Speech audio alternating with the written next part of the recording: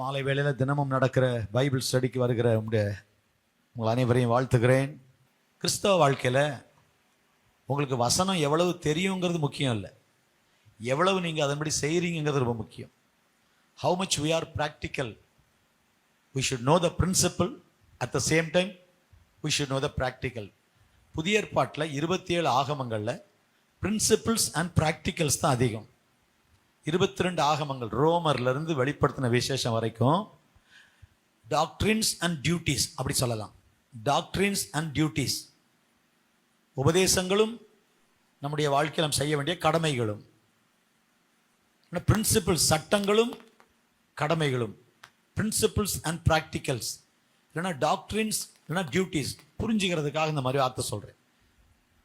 சபையை கட்டுவேன்னு ஆண்டவர் சொன்னார். அவர் பரலோகம் போன உடனே 10வது நாளில் பரிசுத்த ஆவியானவர் பூமிக்கு வந்தார். சபை பிறந்துட்டு, சபை பிறந்த நாள் பெந்தேகோஸ்தே நாள். 10 நாள் ஜெபம் பண்ணுறாங்க, சபை பிறந்துட்டு. சபை பிறந்துட்டுனா மக்கள்லாம் ரட்சிக்கப்படுறாங்க. 3000 5000. இவங்க எப்படி வாழணும், என்ன செய்யணும், என்ன செய்யக்கூடாது என்று அவங்களுக்கு கொடுத்த ஆலோசனைகள் தான் நிருபங்கள். நிறைய சபைகள், பல இடங்களில் சபைகள் வளர்ந்து பெருகின. ஸோ அவங்களுக்கு கொடுத்த ஆலோசனைகள் தான் நிருபங்கள், சட்டதிட்டங்கள். வெளியில் எப்படி இருக்கணும், உள்ளே எப்படி, சமுதாயத்தில் எப்படி இருக்கணும், வேலையில் எப்படி இருக்கணும், நம்ம சொசைட்டியில் எப்படி இருக்கணும், எல்லாமே பிரின்சிபிள்ஸ் அண்ட் ப்ராக்டிகல்ஸ். பெற்றோர் பிள்ளைங்க எப்படி இருக்கணும், ஊழியக்காரங்க எப்படி இருக்கணும், அரசாங்கத்தோடு நம்முடைய உறவு எப்படி இருக்கணும், ரட்சிக்கப்படாத ஒரு ஆளுக்களை வேலை செஞ்சால் நம்ம எப்படி பிஹேவ் பண்ணணும், எல்லாம் கேரக்டர் சம்பந்தமானது. ஸோ அதுக்கு தான் உபதேசங்கள். உபதேசங்களும் பிரின்சிபிள்ஸ் அண்ட் ப்ராக்டிகல்ஸ். 22 நிருபங்கள். அதை பல இடங்கள் அப்படியே அனுப்பி வாசிப்பாங்க. தெரிஞ்சுக்கிட்டா மட்டும் போதும்னு ஆண்டவர் நினைக்கல. நிறைய வேலைகளை நம்ம அதை தான் நினைக்கிறோம். எனக்கு தெரியும் நினைக்கிறோம். கீழ்ப்படுகிறமான ஆண்டவர் பார்க்கிறார். பைபிள் எனக்கு தெரியுமா என்பதில்லை. 23ஆம் சங்கீதம் தெரியும், அதனால ஒரு கவலை இல்லாமல் வாழ்கிறோமா? 91ஆம் சங்கீதம் தெரியும், அதனால் பயம் இல்லாமல் வாழ்கிறோமா? டெய்லி சொன்னா தானே பயம் போகும். 91ஆம் சங்கீதம் ராத்திரி சொன்னாதானங்க பயம் போகும். இப்படி சொல்லிட்டு தான் படுக்கணுமா? எங்க நான் இருக்கிறேன், நான் யாரு, அப்போ எந்த அளவுக்கு வசனம் எனக்குள்ள ஜீரணமாகுது, வசனம் எந்த அளவுக்கு நான் கடைபிடிக்கிறேன், வசனத்தின்படி வாழ்றேனா? ஸோ தேவன் சகலமும் அவரை கொண்டும் அவருக்கென்றும் சிருஷ்டித்தார். கொலோசியர் 1:16. அவரை கொண்டும் அவருக்கென்றும், இல்லையா? அவரை கொண்டும் அவருக்கென்றும். நிறைய டாபிக்ஸ் சொல்லிட்டு வந்தேன். அதை 4ஆ பிரிக்கலாம், மொத்தமாக ஒரு 5 டாப்பிக்காக பிரிக்கலாம். எதற்காய் தேவன் நம்மை படைத்தார், எல்லாம் அங்கே இருக்கிற புஸ்தகம் வாங்க தெரியும். நோக்கம் 1, தேவன் நம்மை படைத்த நோக்கம் என்ன? 1, அவருடைய மகிழ்ச்சிக்காக, for his joy. God has created us for his joy. அவருடைய மகிழ்ச்சிக்கென்று. நான் அங்கே புக்கில் இருக்கிற டாபிக்ஸில் உங்களுக்கு ஹெட்டிங்காக சொல்கிறேன். அவருடைய மகிழ்ச்சிக்கென்று. நம்பர் 1, சகலமும் அவர் மூலமாக, அவரை கொண்டும் அவரைக்கென்றும். எதுக்கு? அவருக்காக, அவரை சந்தோஷப்படுத்துறதுக்கு. அவருடைய மகிழ்ச்சிக்காக நாம் படைக்கப்பட்டோம், திட்டமிடப்பட்டோம். உலக தோற்றத்துக்கு முன்னாலேயே ஆண்டவர் நம்மளை, இன்னைக்கு நிறைய வசனங்கள் வாசித்தோம், அங்கங்க நிறைய நல்ல அந்த வெளிப்பாடுகள் நல்லா இருந்துச்சு. அந்த வசனங்களை படிக்கும் போதே அங்கும் இங்குமாக அதை தியானம் பண்ணது. சுமார் 135 பக்கம், சுமார் 135 பக்கங்கள் நீங்க படித்தோம். ஒரு பக்கத்துக்கு 3 நிமிஷங்கிறதுல அவ்வளோ வேகமாக படித்தோம். ஒரு பக்கத்துக்கு 3 நிமிஷம். 135 136 பக்கங்கள் இன்னைக்கு வாசித்தோம். ஆண்டவர் ஸ்தோத்திரம். அங்கும் இங்குமா படித்த நிறைய வசனங்கள் எல்லாம் தியானிச்சது நேரம் இருக்காது. ஆண்டவர் ஸ்தோத்திரம். ஆனால் வசனத்தை படிக்கும்போது எவ்வளவு சந்தோஷமா இருக்கு, எவ்வளவு சந்தோஷமா இருக்கு. அந்த சந்தோஷத்தை நம்ம எல்லாருக்கும் ஆண்டவர் தருவாராக. அது வரணும், நம்ம பிள்ளைகளுக்கு பெரியவங்களுக்கெல்லாம் வரணும். திருவசன பண்டிகை மாதிரி இப்படி படிக்கிறது ஒன்று இருக்கு. செலக்டிவாக படிக்கலாம். மத்தேயுவை படிக்கலாம், தீர்க்கதரிசி ஏசாயா படிக்கலாம். அது நம்முடைய தனிப்பட்ட டிவோஷனில். ஆனால் படிக்கணும். ஒரு நாளைக்கு 12 நிமிடம் ஒரு ஆள் பைபிள் படித்தா ஒரே வருஷத்தில் பைபிளை படிக்கலாம். You must have a plan. ஒரு விசுவாசி வருஷத்தில் ஒரு முறையாவது ஃபுல்லாக பைபிளை படித்து முடிக்க ஒரு பிளான் இருக்கணும். ஏதோ ஒரு வசனத்தை ஒன்று நினச்சிக்கிட்டு அப்படியே நம்ம எவ்வளோ நேரம் இருக்கு. ஸோ 12 நிமிடம், ஒரு நாளைக்கு 12லேருந்து 15 நிமிடம் பைபிள் படிக்க வச்சுக்கிட்டாலே ஒரு வருஷத்தில் படிச்சிடலாம். ஒரு அரை மணி நேரம் படிச்சிங்கன்னு வைங்களேன். அந்த 12 நிமிடம் படித்ததை, காலையில் படித்ததை சாயந்தரம் அதையே இன்னொருக்கா தியானம் பண்ணணும். அப்புறம் 2வது படிப்பீங்க. 5 சங்கீதம் வாசிக்கணும்னு சொல்லி இங்கே வரும்போது நான் அங்கே காலையிலேயே நேற்று 1ஆம் தேதி இல்லையா வாக்குத்தத்த ஆராதனை, சங்கீதங்கள்லாம் படிக்கல, ராத்திரியும் படிக்க முடியல, என்னால் காலையிலும் படிக்க முடியல. காலைல வாக்குத்தத்த ஆராதனை, பகலில் வேறு டாப்பிக்கில் இங்கே ஜெபம் பண்ணோம். ஸோ படிக்கலேன்னு நான் 10 அதிகாரம் படிச்சுட்டு வந்தேன். அங்கே காலையில் 10 சங்கீதங்களும் படிச்சுக்கிட்டு தான் இங்கே வந்து இங்கேயும் படித்தோம். இங்கேயும் காலையில் வந்து படித்தோம். எவ்வளோ நேரம்? கொஞ்சம் நேரம் தான் ஆகுது. ஸோ வசனங்களை படித்து சங்கீதமெல்லாம் டெய்லி 5 சங்கீதம் காலையில் படிக்கிறோம். ஸோ வர்ஷிப்புக்கு நல்லா இருக்கு. படிக்கணும், வசனங்கள் தெரியணும். நீ என் வேதத்தை மறந்தாய், நான் உன் பிள்ளைகளை மறந்துடுவேங்கிறார். ஸோ வேதத்தை முக்கியப்படுத்தணும். ஃபோனு தான் எல்லாமேங்கிற காலம் இந்த காலம் வந்துச்சு. செல்ஃபோன் தாங்கிற மாதிரி அது கடவுள் போல ஆயிட்டு எல்லாருக்கும். செல்ஃபோன் தான் எல்லாங்கிற நிலையை தூக்கி போட்டுட்டு வேதம் தான் எல்லாமே அப்படின்னு கேட்கலாமா? அந்த நிலைக்கு நம்ம வரணும்னா அந்த ப்ரையாரிட்டி முக்கியம். ஸோ தேவன் நம்மை அவருக்காக படைத்தார், அவருடைய மகிழ்ச்சிக்காக படைத்தார். நம்பர் 1 தெரிஞ்சு வச்சுக்கிறோம். 2வது தேவனின் குடும்பத்துக்கென்று படைத்தார். நாம் அவருடைய குடும்பம், அதான் சபை. அவருடைய குடும்பத்திற்கென்று படைத்தார்.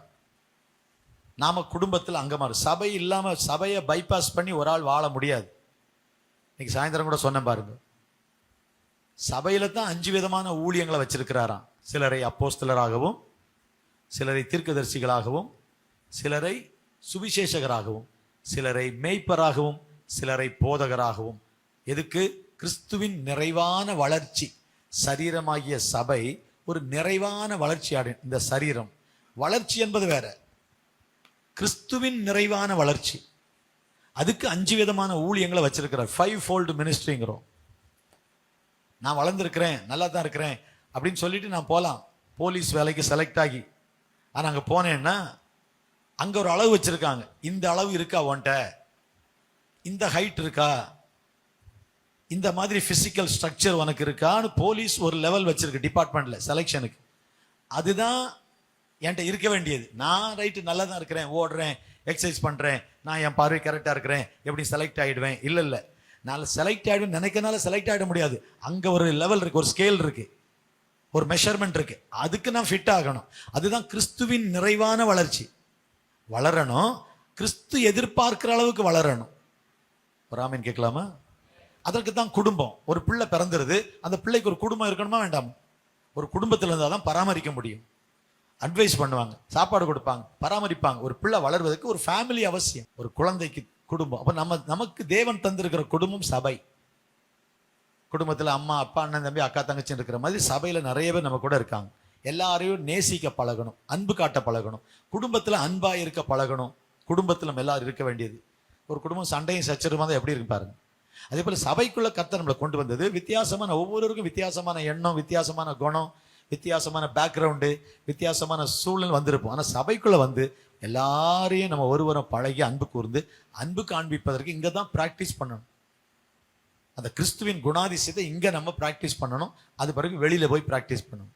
தேவனுடைய குடும்பத்திற்கென்று நாம் வடிவமைக்கப்பட்டோம்.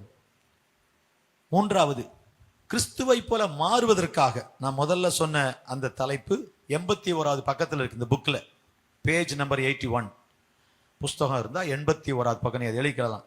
தேவனின் மகிழ்ச்சிக்கு நோக்கம் 1, தேவனின் மகிழ்ச்சிக்காக நான் உருவாக்கப்பட்டேன் அல்லது திட்டமிடப்பட்டேன். 2வது தேவனின் குடும்பத்திற்கென்று சபையில் நம்மளை கொண்டு வந்து வைக்கிறதா தேவ திட்டம். வழி அருகே இருந்த ஒரு அத்தி மரத்தை ஒரு மனுஷன் கொண்டு வந்து எங்க வச்சானா? திராட்சை தோட்டத்தில் வச்சானோ. வழி அருகே இருந்த ஒரு அத்தி மரத்தை கூட திராட்சை தோட்டத்தில் வச்சு, திராட்சை தோட்டத்துக்கு தண்ணி ஊத்துற மாதிரி தண்ணி ஊற்றி பராமரித்து கனி காலத்தில் கனி கிடைக்குமான்னு பார்க்குறார். நம்ம நம்மளை ஆண்டவர் இங்கே கொண்டு வச்சது, நம்ம கிட்ட ஒரு எதிர்பார்ப்பு இருக்கு. இந்த குடும்பத்தில் இருக்கணும், குடும்பத்தில் இருக்கணும், நேசிக்கணும். ஆண்டவருக்கு ஸ்தோத்திரம். 3வது அது 157வது பக்கம். 2வது நோக்கம் 157வது பக்கம். முதல் நோக்கம் 81வது பக்கம், பேஜ் நம்பர் 81. 2வது நோக்கம் 157 புஸ்தகத்தில். 3வது கிறிஸ்துவை போல மாறுவதற்காக நாம் அழைக்கப்பட்டோம். To be like Jesus, to become like Jesus. கிறிஸ்துவை போல மாற வேண்டும், அதுதான் அவருடைய கோல். ரோமர் 8:29 மறக்க முடியாத வசனம். மற்ற நிருபங்களே இன்னைக்கு வாசித்தோம். ரோமர் 8:29 தம்முடைய குமாரனுக்கு ஒப்பான சாயலை நாம் அடையும்படிக்கு அவர் நம்மை முன்குறித்தார். முன்னாலே பிக்ஸ் பண்ணிட்டார். முன் அறிந்தார், முன் குறித்தார். ரோமர் 8:29. எதுக்கு முன்னாலேயே நம்ம மேல ஒரு மைண்டு, ஒரு பிளான் வச்சிருக்காரு. தம்முடைய குமாரனுக்கு ஒப்பான சாயல், to make us like Jesus, நம்மளை இயேசு போல மாத்துறதுக்கு. சோ கிறிஸ்துவை போல மாறுவதற்காக நாம் பிரித்தெடுக்கப்பட்டோம் அல்லது படைக்கப்பட்டோம். 4வது 305வது பக்கம், அது 231வது பக்கம். நான் சொன்ன 3வது 231. நீங்க எடுத்து வாசிக்க ஈஸியா இருக்கும், அதுக்கு தான் சொல்றேன். 4வது, தேவன் நம்மை படைத்தது நோக்கம், எல்லாம் சகலமும் அவரை கொண்டும் அவருக்கென்றும் சிருஷ்டிக்கப்பட்டது. எதுக்காகன்னு பார்க்கிறோம். மகிழ்ச்சிக்கென்று, அவரின் குடும்பத்திற்கென்று, அவரை போல மாறுவதற்கென்று. 4வது, அவரை சேவிக்க, அவருக்கு சேவை செய்ய, தேவனுக்கு சேவை செய்ய, டு சர்வ் காட். ஆண்டவருக்கு சேவை செய்ய ஆண்டவர் நம்மை உருவாக்கினார். ஆண்டவருக்கு ஸ்தோத்திரம். எபேசியர் 2:10 படிங்களேன். எபேசியர் 2:10. எபிசியன்ஸ் சாப்டர் 2 verse 10. எபேசியர் 2:10. ஏனெனில் நற்கிரியைகளை செய்வதற்கு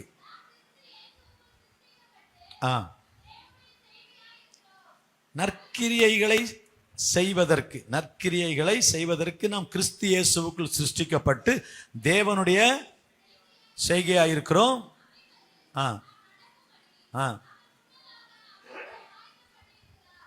அதுல நம்ம நடக்கணுமா? நற்கிரியைகளை செய்வதற்கு நாம் படைக்கப்பட்டிருக்கிறோம். 4வது பர்பஸ், தேவனின் மகிழ்ச்சிக்கென்று, தேவனின் குடும்பத்துக்கென்று, கிறிஸ்துவை போல மாறுவதற்கென்று. 4வது, கிறிஸ்துவுக்கு சேவை செய்ய, அல்ல தேவனுக்கு சேவை செய்ய. அந்த சேவை என்பதுதான் வேலை, அந்த வேலை என்பதுதான் சேவை. அதைத்தான் சபையில சொல்றோம் ஊழியம். அப்படின்னா எல்லாருமே ஊழியம் செய்யணும். எல்லாருக்கும் ஒரு ஊழியம் இருக்கு. எப்படி? இது சரீரம், கைக்கு ஒரு வேலை இருக்கு, காலுக்கு ஒரு வேலை இருக்கு, கண்ணுக்கு ஒரு வேலை இருக்கு. கண்ணு வேலையை கண்ணு செய்யணும், காது வேலையை காது கேட்கணும். இல்லை, நான் கண்ணா இல்லையே, முன்னால தான் நல்லா இருக்குமே அப்படின்னு நினைக்க முடியும். காதுக்கு என்ன வேலை? பேசுறது கேட்கணும் இல்லையா? யோசித்து பாருங்க. மூக்குக்கு ஒரு வேலை இருக்கு, ஸ்மெல்லு. ஒவ்வொன்றுக்கும் ஒரு வேலை. அத மாதிரி நம்மளை ஆண்டவர் சபையில வச்சிருக்கிறாரு. நம்ம எல்லாருக்கும் ஒரு வேலை இருக்கு.